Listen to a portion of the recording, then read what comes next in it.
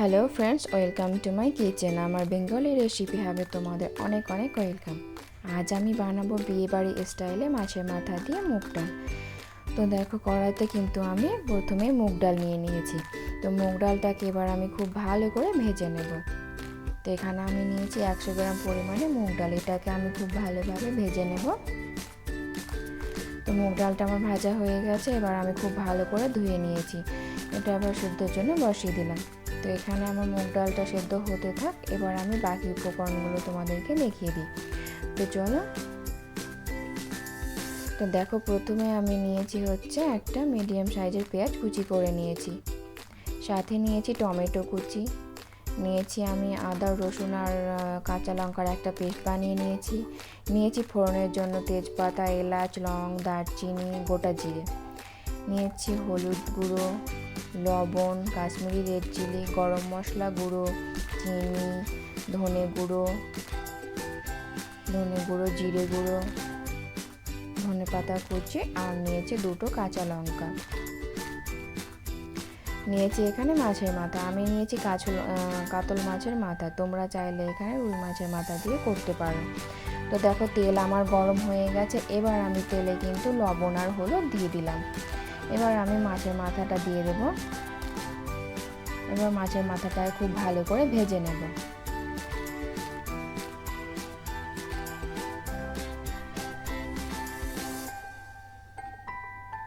তো দেখো, মাছের মাথাটা কিন্তু আমার খুব ভালো করে ভাজা হয়ে গেছে। এবার এটা আমি কিন্তু একটা পাত্রে তুলে রেখে দেব। এবার সেম তেলে আমি কিন্তু ফোড়নের জন্য গোটা জিরে, তেজপাতা, এলাচ, লং, দারচিনি দিয়ে আমি কিন্তু এটা 5 সেকেন্ড মতো নাড়াচাড়া করে নিয়েছি। এবার আমি দিয়ে দিলাম পেঁয়াজ কুচি দিয়েও কিন্তু আমি পেঁয়াজ কুচিটাকে খুব ভালো করে ভেজে নেব।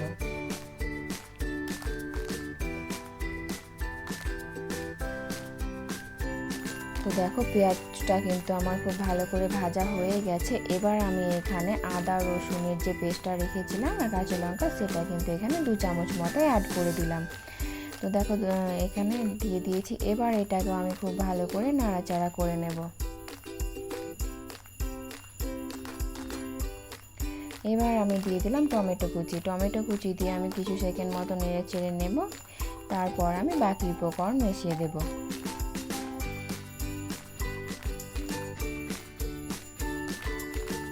তো দেখো, প্রথমে আমি কিন্তু দিয়ে দিচ্ছি হচ্ছে লবণটা যে যা স্বাদ অনুযায়ী দেবে। আমি এখানে দিয়ে দিলাম লবণ, দিয়ে দেব হচ্ছে হলুদ গুঁড়ো,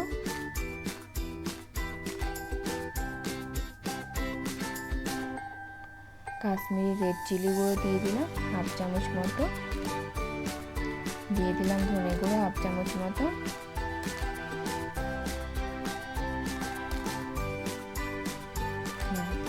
জিরে গুঁড়ো, আর দেবো এখানে চিনিটা অপশনাল।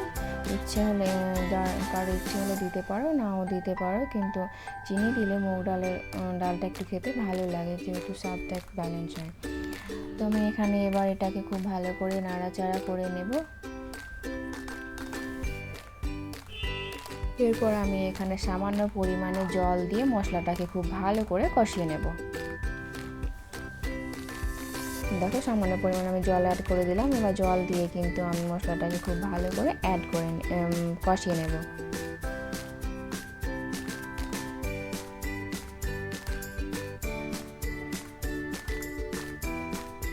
তো মশলা কিন্তু আমার অনেকটাই কষানো হয়ে গেছে। এবার আমি দিয়ে দিব এখানে গরম মশলা গুঁড়ো, সাথে দেব ধনেপাতা কুচি। আবার এটা আমি নাড়াচাড়া করে নেব।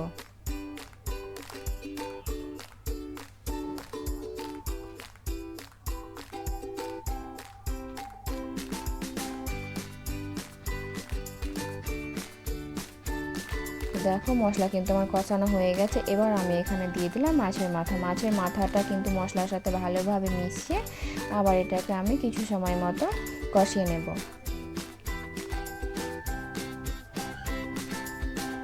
দেখো, ভালো করে কিন্তু আমি মশলার সাথে মাথাটাকে মিশিয়ে নিচ্ছি। এবার এখানে আমি সামান্য পরিমাণে জল অ্যাড করে দিব। জল দিয়ে আমি এটাকে 5 মিনিট মতো কিন্তু কষার জন্য ঢাকা দিয়ে রেখে দেব। তো দেখো ঢাকা দিয়ে আমি রেখে দিয়েছিলাম। এবার 5 মিনিট পরে দেখো আমার মশলাটা কিন্তু একদম মাছের মাথার সাথে ভালোভাবে কষানো হয়ে গেছে।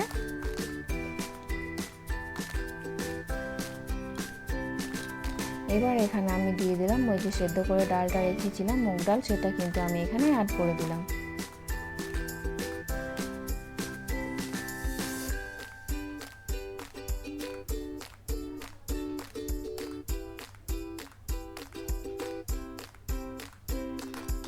এবার এখানে আমি পরিমাণ মতো কিন্তু জল দিয়ে অ্যাড করে দিলাম। এরপর আমি ভালো করে মিশিয়ে নেব।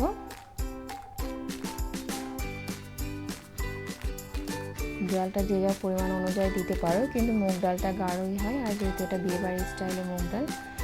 তো এরপর আমি দিয়ে দিলাম 2টো কাঁচা লঙ্কা, দিলাম হচ্ছে ধনেপাতা কুচি। এবার এটাকে আমি 5 মিনিট মতো ঢাকাতে রেখে দেবো।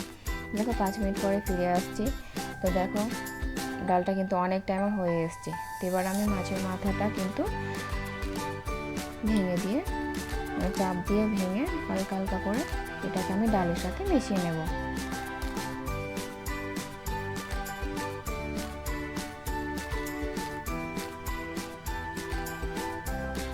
তো দেখো এটা কিন্তু আমি খুব ভালোভাবে মিশিয়ে নিচ্ছি।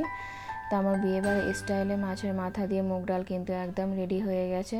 এইভাবে একবার ট্রাই করে দেখো, সত্যি কিন্তু খেতে খুব অসাধারণ হয়। আর কেমন লাগলো ভিডিওটা অবশ্যই কমেন্ট করে বলো। ভালো লাগলে লাইক শেয়ার করে দিও এবং সাবস্ক্রাইব করে দিও। দেখা হবে পরের ভিডিওতে। আজকের মতো এই পর্যন্তই।